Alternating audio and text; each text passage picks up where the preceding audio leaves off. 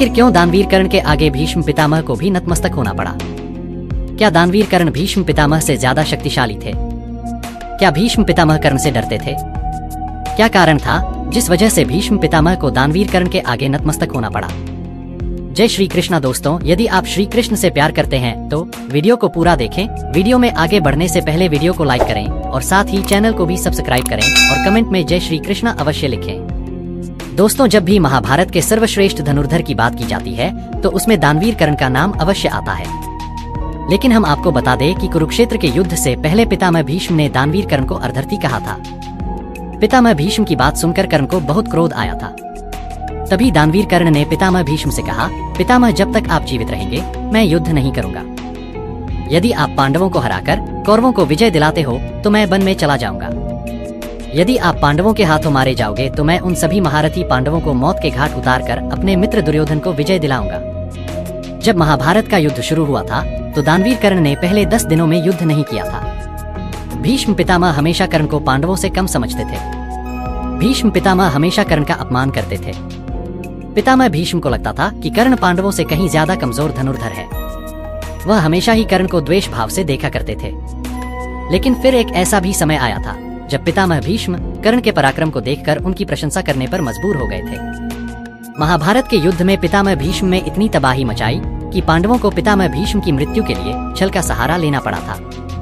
अर्जुन शिखंडी को ढाल बनाकर पितामह भीष्म पर बाणों की वर्षा कर देते हैं। इस छल का सहारा लेकर पांडव पितामह भीष्म को बाणों की सया पर सुला देते हैं। जैसे ही पितामह भीष्म की खबर दानवीर कर्ण को पड़ती है तो वह पितामह भीष्म के पास आते हैं और उनकी चरण स्पर्श करके कहते हैं, पितामह भीष्म मैं वही कर्ण हूँ जिससे आप हमेशा द्वेष करते रहे।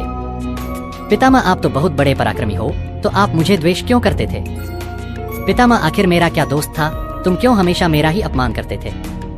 बाणों की सैया पर लेटे हुए पितामह भीष्म कर्ण के ऐसे वचनों को सुनकर कर्ण को अपने पास बिठाते हैं और कहते हैं, कर्ण मैं तुम्हें हमेशा ही एक शत्रु भाव से देखा करता था, लेकिन तुम आज मेरी यह दशा देखकर मेरे पास आए हो तो मैं बहुत प्रसन्न हूँ। आज मैं तुम्हें एक राज बताने जा रहा हूँ। हो सकता है कि तुम मेरी इस बात पर विश्वास ना करो, परंतु कर्ण यह ही सत्य है। कर्ण तुम राधा और अधिरथ के पुत्र नहीं हो, तुम राजमाता कुंती के सबसे बड़े पुत्र हो। जब तुम्हारा जन्म हुआ था तो तुम्हें कुंती ने नदी में बहा दिया था। जब तुम नदी में बहते जा रहे थे तो तुम राधा और अधिरथ को मिले, जब से वह तुम्हें ही अपना पुत्र मानते हैं। कर्ण मैं जानता हूँ कि तुम सभी पांडवों से सर्वश्रेष्ठ हो और मैं यह भी जानता था कि तुम कुंती के सबसे बड़े पुत्र हो। लेकिन एक अविवाहित स्त्री किसी पुत्र को जन्म कैसे दे सकती है? इस शर्म के कारण आज तक तुम्हें तुम्हारी माँ अपना नहीं पाई। कर्ण इस दुनिया में तुम जैसा सर्वश्रेष्ठ धनुर्धर कोई नहीं है और ना ही तुम जैसा कोई दानवीर है। तुम्हारे कारण इस युद्ध में भगवान श्री कृष्ण को अर्जुन का सारथी बनना पड़ा। तुम सूर्य की समान तेज हो, तुम सर्वश्रेष्ठों में सर्वश्रेष्ठ हो। मैं जानता हूँ कैसे तुमने दिग्विजय यात्रा के दौरान अपने पराक्रम से पूरी पृथ्वी को जीता था। कर्ण पांडव तुम्हारे शत्रु नहीं बल्कि तुम्हारे भाई हैं। तुम पांडवों से अपनी शत्रुता को समाप्त कर दो।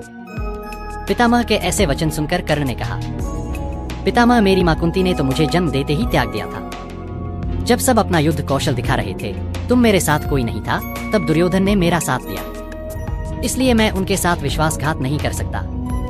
मैं जानता हूँ कि मैं पांडवों और श्री कृष्ण से जीत नहीं सकता, लेकिन मैं अपने धर्म के अनुसार युद्ध करूंगा, भले ही क्यों ना मुझे उसमें अपनी मृत्यु को स्वीकार करना पड़े।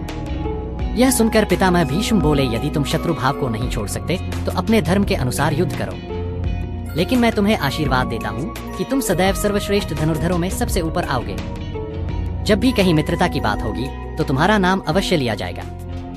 दोस्तों, वीडियो को लाइक करके चैनल को सब्सक्राइब करेंगे, कमेंट में जय श्री कृष्णा अवश्य लिखें।